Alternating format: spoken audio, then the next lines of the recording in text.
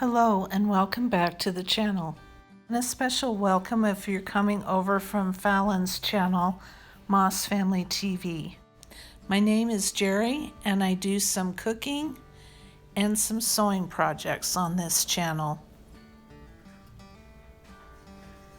Today I'm going to be making apple crunch pie, and I'm making this video as part of an open collaboration with the channel Moss Family TV. Every autumn, Fallon does a Fall Food Friday. She invites other YouTubers to do videos of fall recipes and then leave a comment on her video that she posts on Fridays. So that's what I'm doing here today, and I hope to be able to do it every Friday for the month of September. And I'd like to invite you to check out Fallon's channel. Her and her husband Titus and their children, it's food and their lifestyle. They have a great family. Check them out, and I'll leave the link to their channel in my description box below. They always look like they're having so much fun together.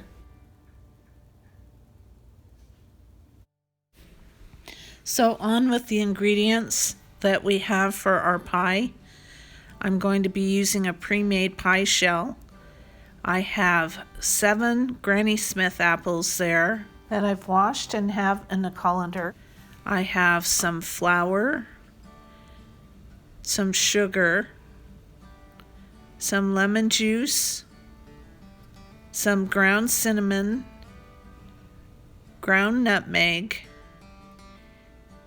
and then for the topping to our pie,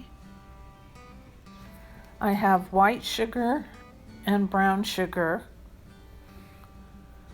some more flour, some more ground cinnamon,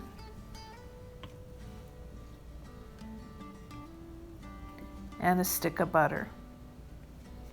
Very cold butter. I'm using Granny Smith apples. The recipe called for 7 medium apples, and I ended up only peeling and cutting 6 of those. And you'll see in a few minutes, even that was too much for the pie shell I had.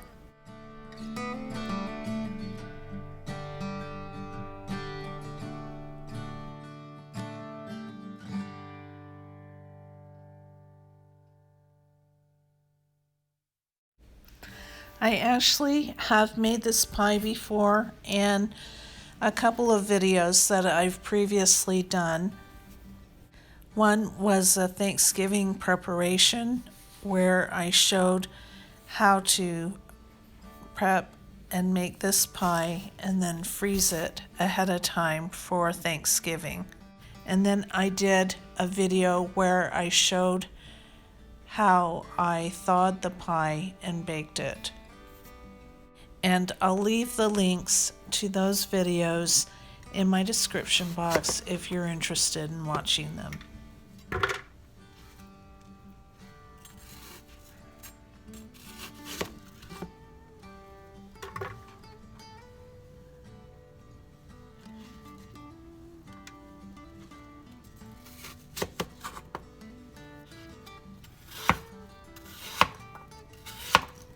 I'm slicing these apples 1/8 of an inch thick.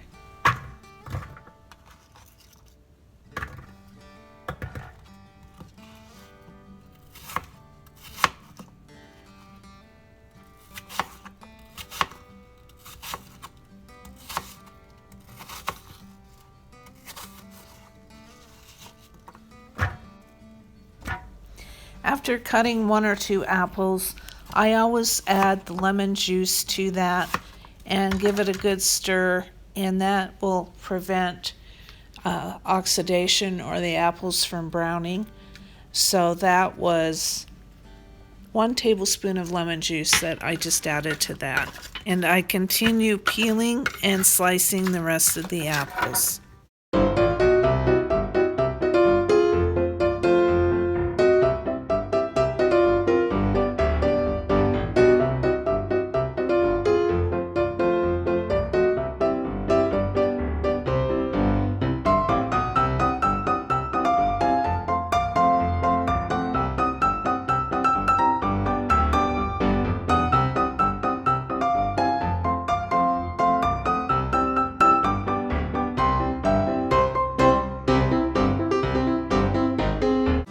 I only peeled 6 of the 7 apples because it seemed like the right amount.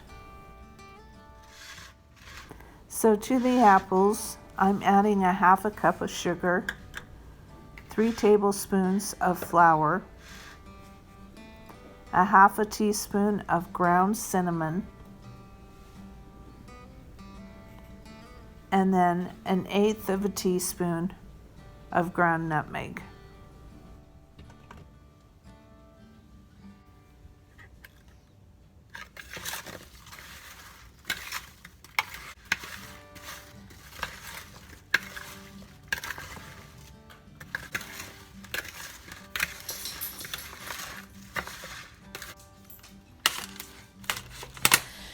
Two pie shells or 2 crusts came in this package, and I was only using one, so I wrapped up the other one really well with saran wrap and then put it back in the freezer to use for another time. There were just more apples than I felt would fit into this pie pan.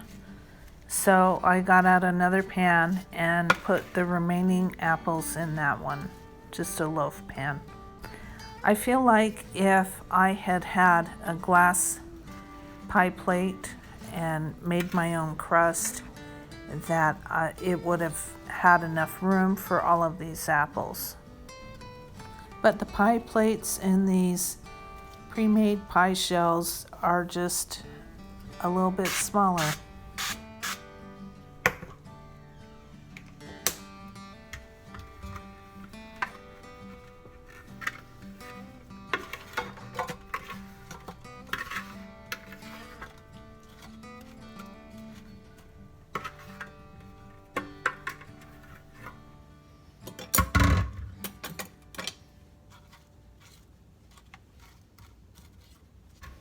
To make the topping, I'm just using the same bowl that the apples were in. No need to wash it. And I'm adding 1 stick of very cold butter to that. 1 cup of flour, 1/2 cup of brown sugar, and 1/2 cup of white sugar. And I had measured those out into the same container. 1 teaspoon of ground cinnamon. And then I'm just going to take my pastry blender and cut the butter into the rest of the ingredients until I have a really crumbly looking mixture for my topping.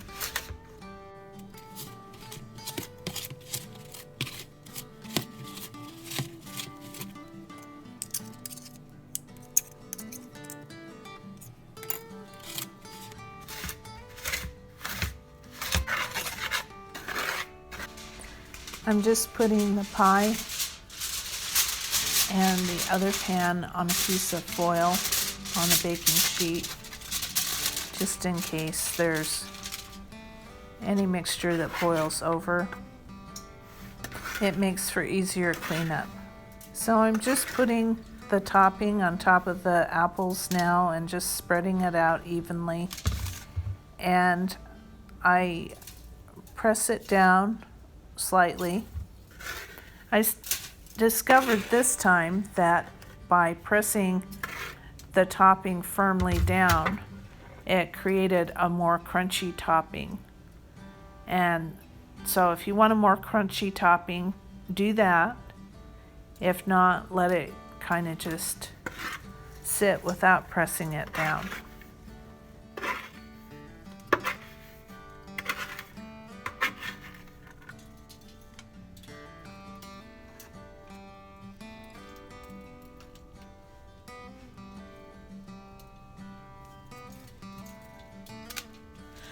Place your oven rack in the lowest position possible. These went into the oven at 450 degrees for 15 minutes.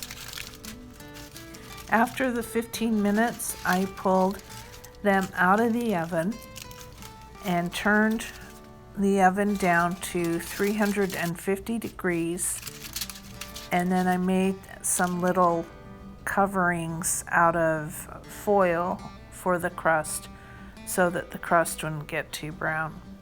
Then it goes back into the oven at 350 degrees for 45 minutes or until the apples are tender. And you can tell that by putting a knife into the middle of the pie, and if it pulls out easily, then the apples are done. And this is the baked pie. I have to confess and say that I messed up, and when I had put the pie back in the oven at 350, I hadn't turned the oven back on. But even then, it turned out great, and I did put it back into the oven for about 20 minutes longer to get it a little more brown on top. But the pie was perfectly done. So you'll do it the right way. But if you don't and you mess up, it's still fine. It's still gonna be a great pie. This is so good. The topping is crunchy and the apples are tender with the right amount of spice, and it's just the perfect dessert for fall. We topped it with some whipped cream, and then I have to show you this new product that I like. It's a coconut-based whipped cream, so it's dairy-free. If you have problems with lactose or dairy allergies, it's really good. It's a little pricey, but if you have problems with dairy and love whipped cream and don't mind spending a little extra, it's really, really good. So here you have apple crunch pie. It made my house smell like autumn. Living in the Southwest, we've got another month and a half of summer left. So I was happy to escape into fall for a couple of hours. Thank you for watching, and remember to check out Moss Family TV, and have a great day.